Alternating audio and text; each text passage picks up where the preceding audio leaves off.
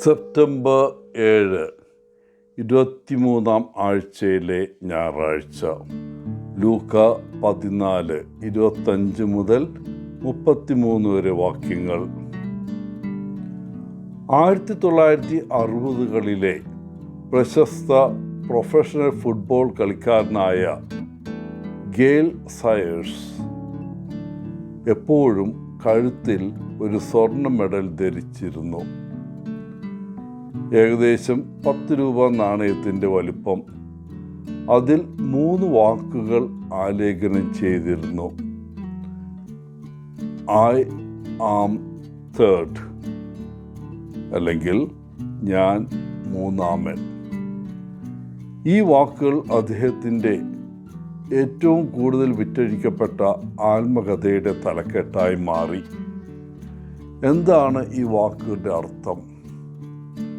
അത് കർത്താവാണ് ഒന്നാമൻ, എൻ്റെ സുഹൃത്തുക്കളും ബന്ധുക്കളും രണ്ടാമത്, ഞാൻ മൂന്നാമനാണ്. ആ വാക്കുകൾ അദ്ദേഹത്തിൻ്റെ സ്വന്തം ജീവിത തത്വചിന്തയായിരുന്നു. ഇന്നത്തെ സുവിശേഷത്തിൽ യേശു പറയുന്ന കാര്യം ഗെയിൽ സയേഴ്സിൻ്റെ ഈ കഥ വ്യക്തമാക്കുന്നു. ആരെങ്കിലും തൻ്റെ പിതാവിനെയും അമ്മയെയും വെറുക്കാതെ എൻ്റെ അടുക്കൽ വന്നാൽ, അല്ലെങ്കിൽ സ്വന്തം ജീവിതത്തെ പോലും വെറുക്കുന്നില്ലെങ്കിൽ, അയാൾക്ക് എൻ്റെ ശിഷ്യനാകാൻ കഴിയില്ല. മറ്റൊരു വിധത്തിൽ പറഞ്ഞാൽ, നമ്മുടെ ജീവിതത്തിൽ യേശുവിനും അവൻ്റെ സ്വർഗസ്ഥനായ പിതാവിനും നാം പ്രഥമ പരിഗണന നൽകണം. യേശുവിനെ അനുഗമിക്കുന്നത് അത്ര എളുപ്പമല്ല. ഒരു ശിഷ്യനാവുക എളുപ്പമല്ല എന്ന വസ്തുത യേശു മറച്ചു വയ്ക്കുന്നില്ല. അത് അവനെ കർത്താവും രക്ഷകനുമായി സ്വീകരിക്കുകയോ അതോ പൂർണ്ണമായും നിരസിക്കുകയോ ചെയ്യുക എന്നതാണ്. അതിനിടയ്ക്കൊന്നുമില്ല. നിങ്ങൾക്ക് ഒരു പാർട്ട് ടൈം ശിഷ്യനാകാൻ കഴിയില്ല.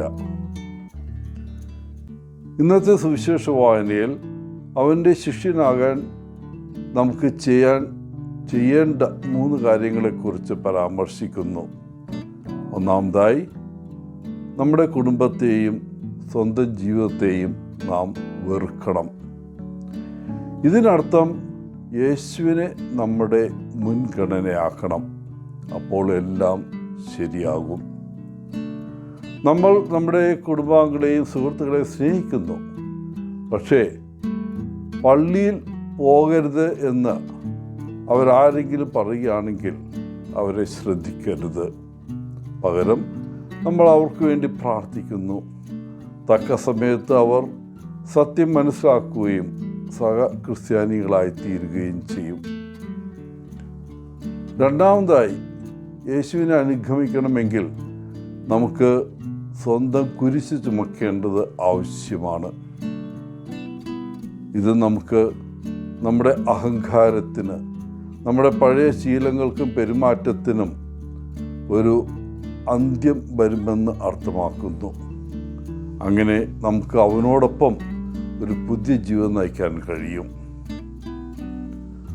മൂന്നാമതായി, ഒരു ശിഷ്യനാകാൻ നമ്മുടെ സ്വത്തുക്കൾ ഉപേക്ഷിക്കാൻ അവൻ നമ്മോട് ആവശ്യപ്പെടുന്നു. പലപ്പോഴും നമ്മുടെ ബിസിനസ്സിനോടോ തൊഴിലിനോടോ ഉള്ള നമ്മുടെ ഭക്തി നമ്മുടെ ആത്മീയ വളർച്ചയ്ക്ക് തടസ്സമായി തീരുന്നു. അതുപോലെ നമ്മുടെ ഭൗതിക സമ്പത്ത് ചിലപ്പോൾ പാപത്തിൻ്റെ ഉറവിടമായി മാറുന്നു. കാരണം നാം അവയോട് വളരെയധികം ബന്ധപ്പെട്ടിരിക്കുന്നു. ദൈവത്തെ മഹത്വപ്പെടുത്താൻ നാം നമ്മുടെ സ്വത്ത് ഉപയോഗിക്കണം. നമ്മെ അത് നാശത്തിലേക്ക് നയിക്കരുത്. ചുരുക്കത്തിൽ യേശു ഇന്ന് നമ്മളോട് പറയുന്നത്, കുടുംബാംഗങ്ങളോ സുഹൃത്തുക്കളോ ആയാലും യേശുവിനെ അനുഗമിക്കുന്നതിൽ നിന്ന് നമ്മെ അവർ തടയാൻ അനുവദിക്കരുത് എന്നാണ്.